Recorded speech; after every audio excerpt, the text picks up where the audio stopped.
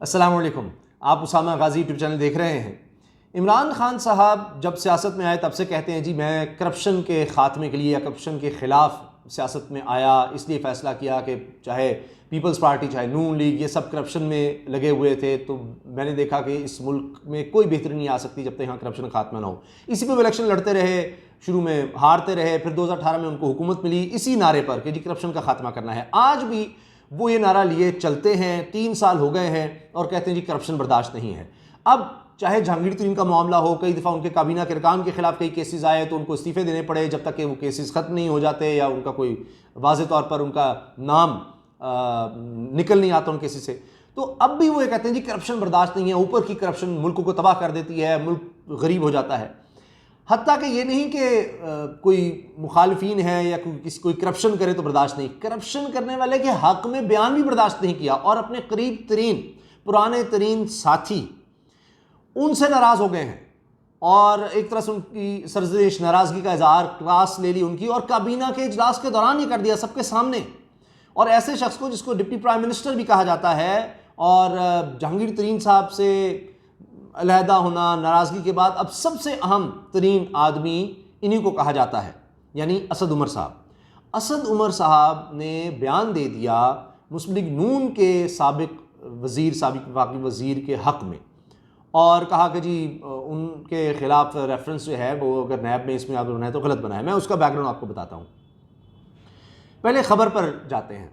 हुआ ये है कि काबीना का इजलास हो रहा था, इमरान खान साहब नाराज़ हो गए, असद उमर से बराह रास्त उन्होंने इस बारे में बात की कि जी आपने एहसन इकबाल के हक़ में बयान क्यों दिया है कि एहसन इकबाल के ख़िलाफ़ नैब रेफरेंस गलत है। 3 अरब रुपए की मुबैना करप्शन का है, 3 अरब रुपए की मुबैना करप्शन का ये रेफरेंस है, तो आपने इसको गलत क्यों कहा। अब इस पर असद उमर साहब ने जस्टिफिकेशन दी। वो कहते हैं कि जी कमेटी का इजलास हो रहा था कौमी असम्बली की और उसमें बड़ी गर्मा गर्मी हो गई। उसमें एहसन इकबाल बड़े गुस्से में थे कि जी मेरे खिलाफ रेफरेंस बन जाता है कि मैं वहाँ पर नारोवाल स्पोर्ट्स सिटी बना रहा हूँ तो उस पर रेफरेंस बन जाता है कि जी ये क्यों किया, क्यों आपने खिलाफ वर्जी की, कवानीन की, कि इस तरह एक ही हल्के में यानी कोई 90% जो स्पोर्ट्स का बजट था इंटर प्रोविंशियल डिपार्टमेंट के पास, 90% उसका बजट सारा उन्होंने एक शहर के एक इलाके में लगा दिया और वो भी बॉर्डर के पास। इसकी तफसील पर आते हैं। तो बहरहाल इस पर एहसन इकबाल साहब बड़ा बोल रहे थे तो असद उमर साहब ने कहा जी मैंने जब वो फहमीदा मिर्ज़ा के वाले से कह रहे थे कि जी 3 उन्होंने प्रोजेक्ट शुरू कर दिए अपने हल्के में तो उनको इजाज़त है, ये करप्शन नहीं है, तो मेरी करप्शन नज़र आती है, मेरे खिलाफ रेफरेंस बन जाते हैं, इनके खिलाफ नहीं। तो तब मैंने ये कहा कि जी सिर्फ अगर किसी पर डेवलपमेंट के हवाले से या कोई प्लान करने के हवाले से रेफरेंस बनता है तो वो गलत है। ये असद उमर ने फिर वहाँ जस्टिफिकेशन दी कि जी मैं तो इस वाले से बात कर रहा था, फहमीदा मिर्ज़ा के हवाले से बात होते हुए बात हुई थी। अच्छा, इसके साथ ये भी बात हुई है कि जी जिन्होंने ओलंपिक्स के हवाले से अहम शख्सियत है उन्होंने सही परफॉर्म नहीं किया, उनको हटाए जाने की भी बात हुई है। मैंने कहा खबर मुकम्मल कर लें जो बात हुई है। अब इसके बैकग्राउंड पर आ जाएँ। एहसन इकबाल साहब नून लीग के दौर में वफाकी वज़ीर प्लानिंग रहे, प्लानिंग एंड डेवलपमेंट। अब असद उमर साहब के पास भी ओहदा है और असद उमर इसके अलावा NCOC की सरबराही भी कर रहे हैं, तो आप अंदाज़ा लगा लीजिए कितने अहम आदमी हैं।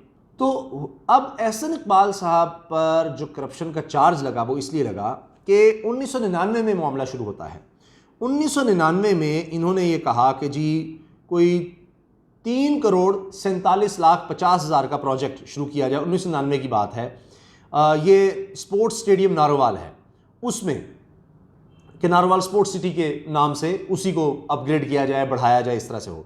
अच्छा, फिर उन्होंने क्या किया जी, विदाउट फिजिबिलिटी स्टडी जो कानून में मौजूद है कि आपने देखना है यहाँ इतना पैसा लगाना चाहिए, नहीं लगाना चाहिए, इतनी आबादी है, इकोनॉमिक वायबल है, ठीक है, ये सब कुछ एक पूरा होता है। उन्होंने सबको बाईपास किया, उन्होंने कहा नहीं जी ये तो होना है।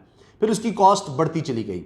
इन्होंने तमाम रूल्स एंड रेगुलेशंस को बाईपास किया, मुबैना तौर पर एहसन इकबाल ने जो नैब का रेफरेंस जो कहता है, और इन्होंने कहा कि मतलब स्पेसिफिक खसरा नंबर प्लॉट तक बताया, ये प्लॉट पर बनाएं।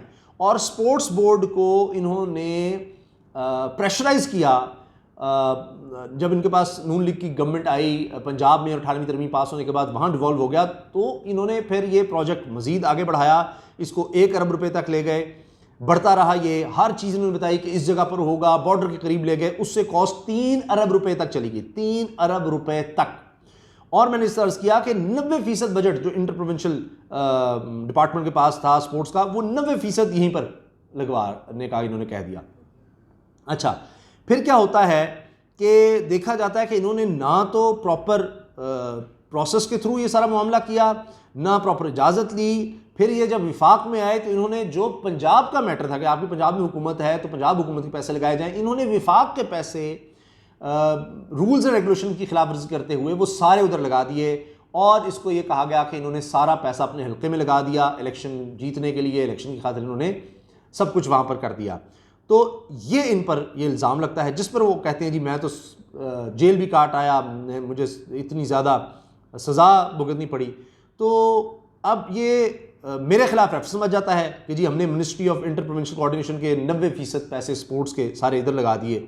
तो ये सब कॉन्फ्लिक्ट ऑफ इंटरेस्ट है और ये सब कुछ गलत है, ये सब कानून की धज्जियाँ उड़ाई गई हैं, मेरे खिलाफ ये हो जाता है। जबकि मैंने तो डेवलपमेंट का काम किया है और इससे क्या होता है कि अगर आप डेवलपमेंट अपने इलाके में कर रहे हैं, मैंने कोई रूल्स एंड रेगुलेशन की खिलाफ वर्जी नहीं की। ये तो मामला पीपल्स पार्टी के दौर में 2009 में भी इसकी अप्रूवल हुई थी, तो पीपल्स पार्टी के दौर में हो गई तो मैं किस तरह कसूरवार हो गया, ये सब बातें ये करते रहे हैं।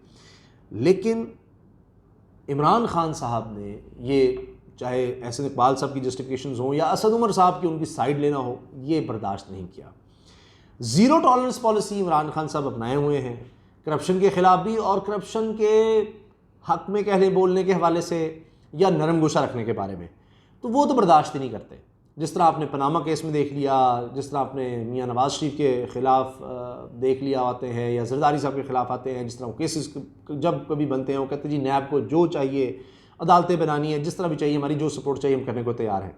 तो इसमें नज़र आ रहा है कि चाहे जहांगीर तरीन हो, वो अब तक मामला चल रहे हैं, वो नहीं सुलझ रहे, और चाहे असद उमर हो, तो वो बर्दाश्त नहीं करते कि जी करप्शन का ऐसा लफ्ज़ है जिससे इमरान खान साहब को यानी चिढ़ है, शदीद नफ़रत है कि जी करप्शन करप्शन, बस ये जिसके ऊपर ये चार्ज लग जाए या ये बात आ जाए वो इमरान खान से बर्दाश्त नहीं करते।